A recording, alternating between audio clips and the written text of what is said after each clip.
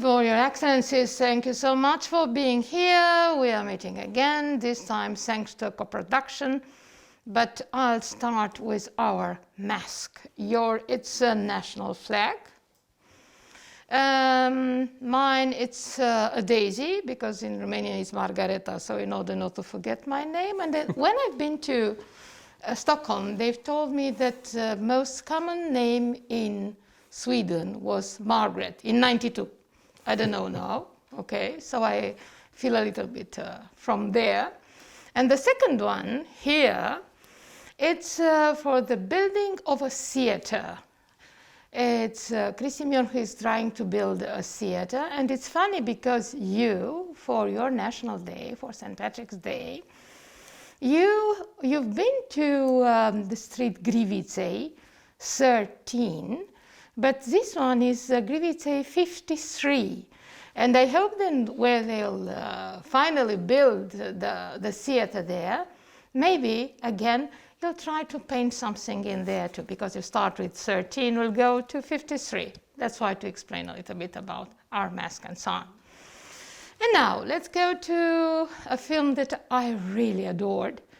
And it's a film, it's of course a comedy because we are discussing about comedies, and it's a week of comedy for us all. It's Life at a Breeze. How did you start this co-production? Is the first one, Your Excellency, or they were before? No, in fact, I suppose film is so international these days anyway that many national broadcasting companies are always looking to collaborate with other countries. Usually there are three. Yes. Sometimes there are few. Sometimes there are three. I think on this one, this isn't the first co-production. There are at least two others that I know of. There was a film called The Maze, which was about a breakout from prison in Northern Ireland. The breakout was in 1983. The film was in the 2000s.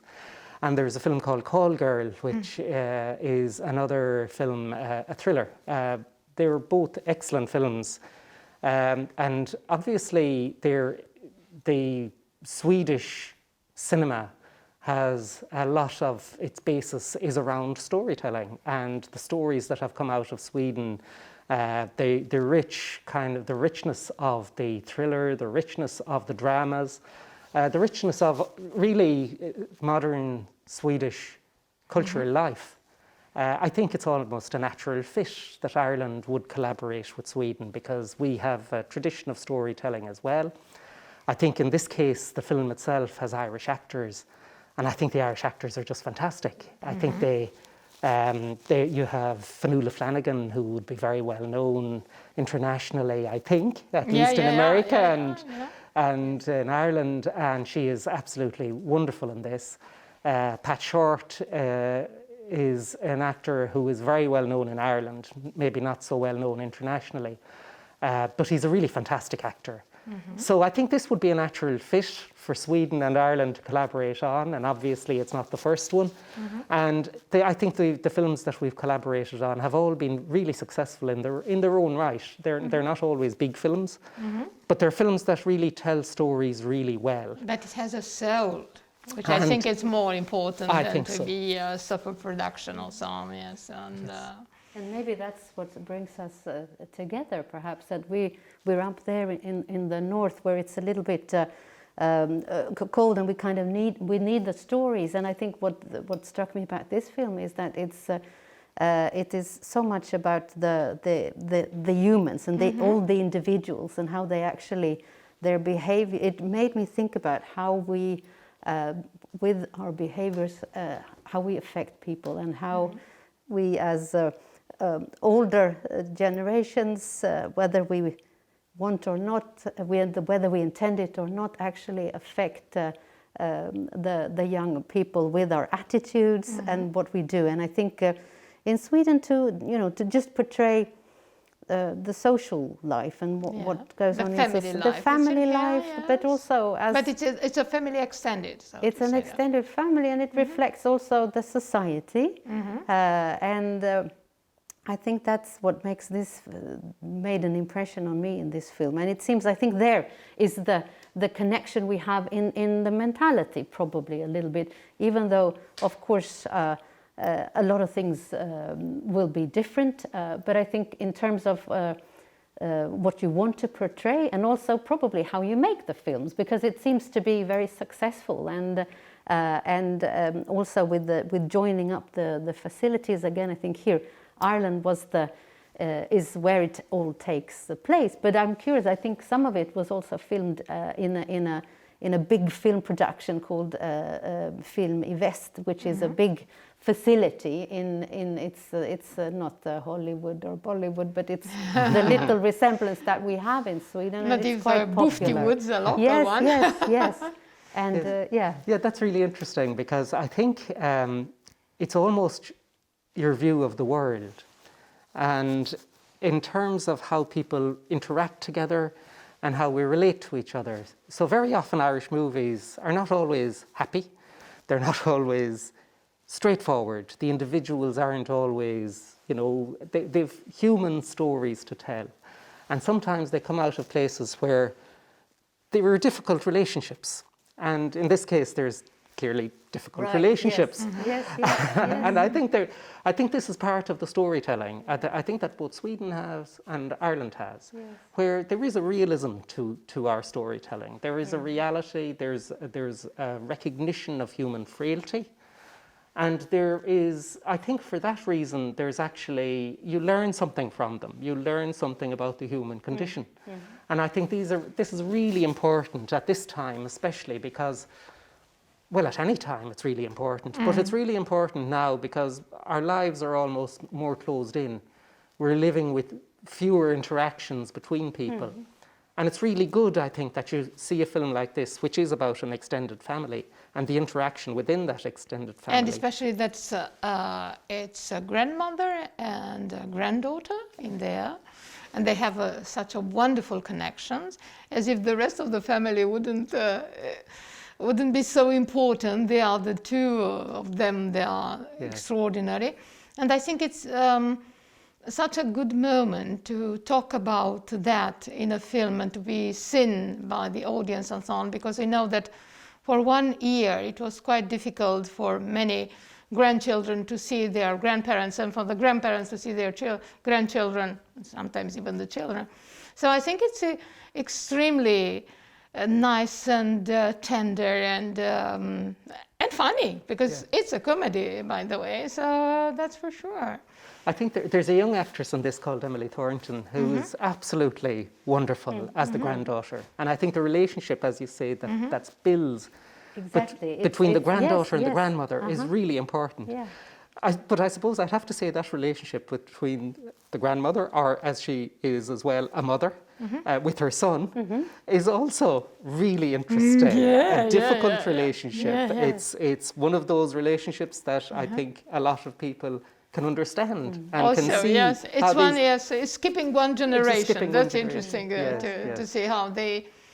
Because sometimes, also in not only in stories and screenplays and so on, but in real life also, sometimes a grandmother, the granddaughter looks more like the grandmother than the mother, for example, and there is a binding between them. And not only that, there is also the fact that sometimes the grandparents take care of the grandchildren because the parents are working and so on. So I think it was really very, very cleverly written and done up to the end, and the suspense, I think it's so good. Yes. And in the end, I guess it's this granddaughter. I mean, she's the youngest one. She's 13. I don't know how old she is in real life, but if she must be around that age, and that's really an impressive act from her side.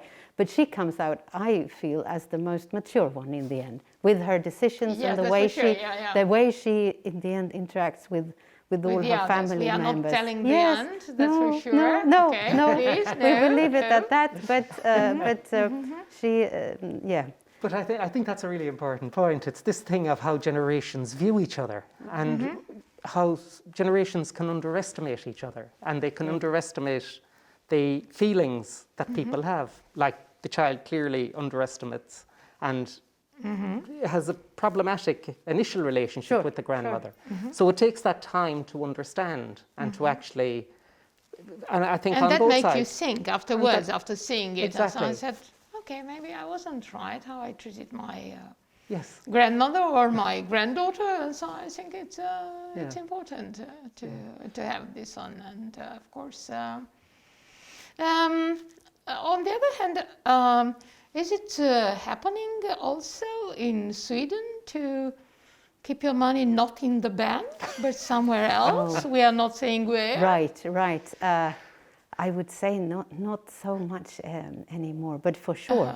Just but your for cards. sure, it was I mean, Sweden is one of those countries that is slowly leaving cash behind altogether, and you can pay with all sorts of things, including your card, your phone, your thumb, your chip if you have it installed, your eyeball. What do I know? It's actually moving towards that direction, but we will see. Because I think these times that we're in now, it shows the with the vulnerability. Bitcoin and so on, yes. The Bitcoin, but also vulnerability, of course, of, Yes, of of course, technical solutions, etc. No, banks will still be there. the That's why we have a green preferred bank options. nearby. Yeah, okay, yeah, the yeah, national yes, bank. Okay, yes. so we exactly. have to, We're in a safe place in a here. safe area and so on. Yes. And in Romania, we are saying that sometimes people are keeping their money, or they were keeping their money also in stockings. It's happening in your country too? No. No. In bottles of milk? I mean, in... I'm trying to think where people would put their Yes, money, but yes, but in the they probably refrigerator? did. Yeah, I mean, Tell us all. but I think we've all been in that situation where we wanted to hide something and then we forgot where we hid it. Yeah, that's for sure. So yes, so things for sure that still happens, and I can vouch for that myself. Especially when we move a lot, you end up losing the things. But it's such a moment of happiness when you discover it. Yes, I agree. Oh, I had, or sometimes so you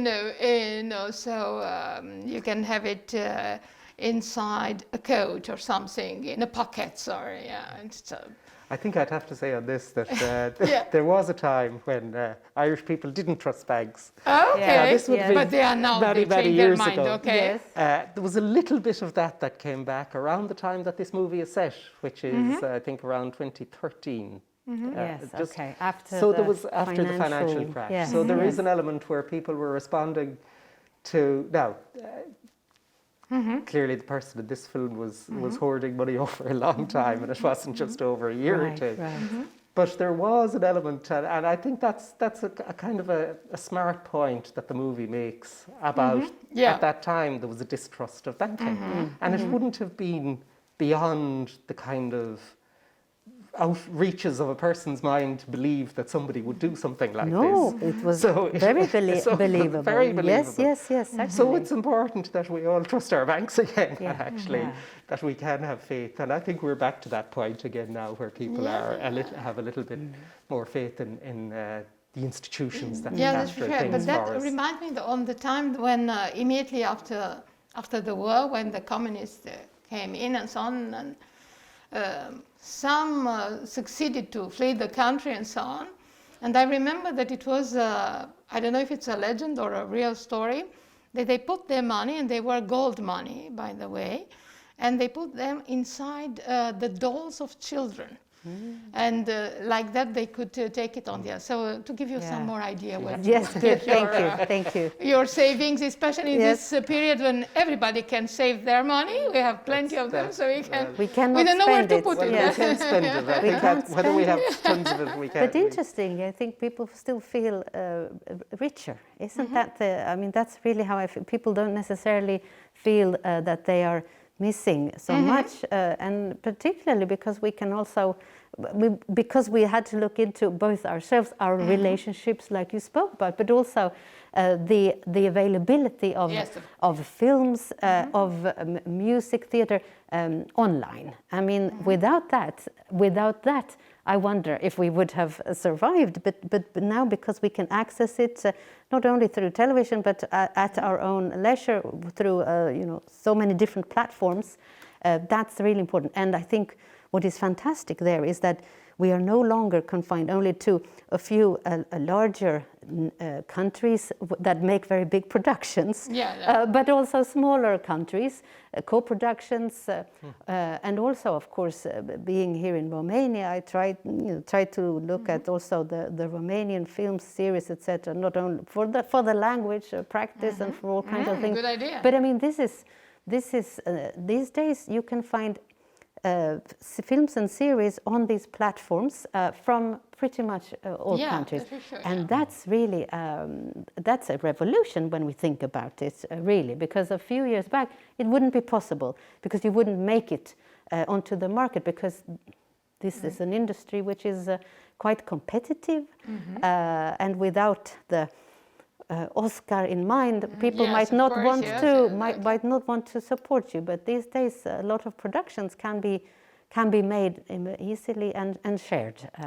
I think that's a really important point, and it's this thing of what do we value now? What are the things that are really most important to us in our daily lives?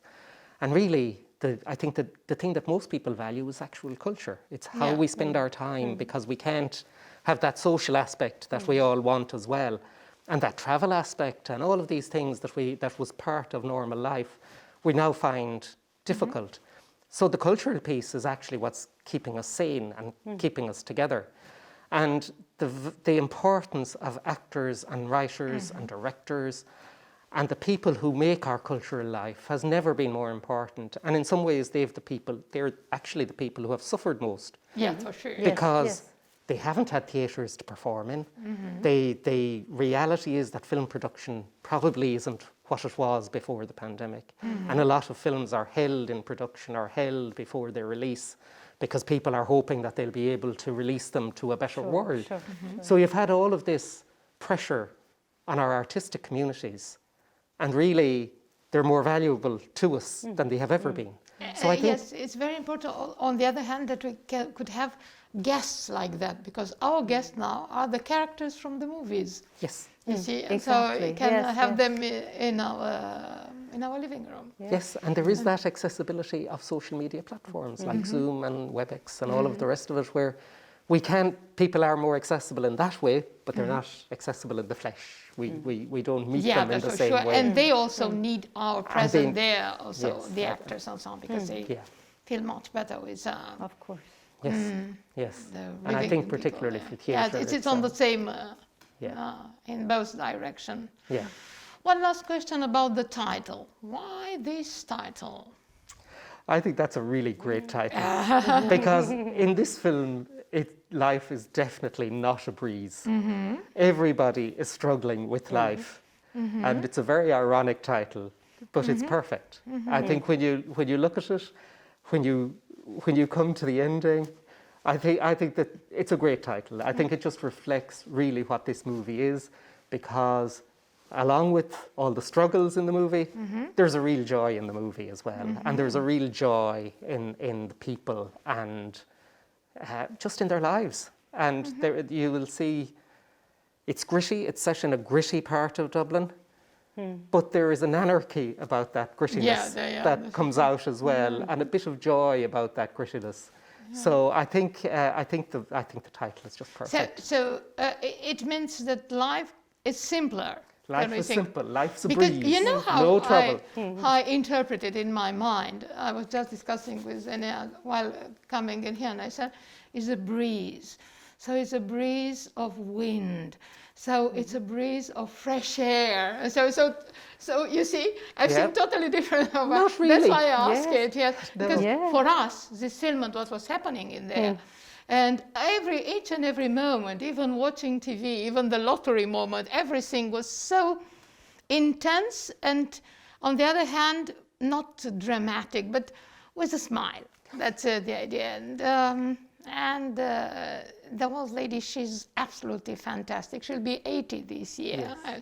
Oh no, she's a fantastic actress. Yes, she's had a huge career. She's, you know, how you imagine a favorite aunt or a grandmother also, and so on. So it's, I think I'll be very happy after seeing and re-seeing this film. And so Yes. thank you so much for this moment of breeze of life. Thanks, Irina. Yes. It was a great moment to collaborate with Yeah. between Yes. the Swedish film industry Yes. and the Irish film Thank industry. you So for it's great. having me as part of the Irish Comedy Week. Oh, So, you're yes. very welcome. Yes, It's but just fantastic. next that time you're we'll able to have be with us. with your I hope so comedies. too. I Yes, hope you yes, have enough yes, comedies yes, in there. Yes. Let's hope. Thank Thanks, you so much Irina. for being Thank here. you. Thank you.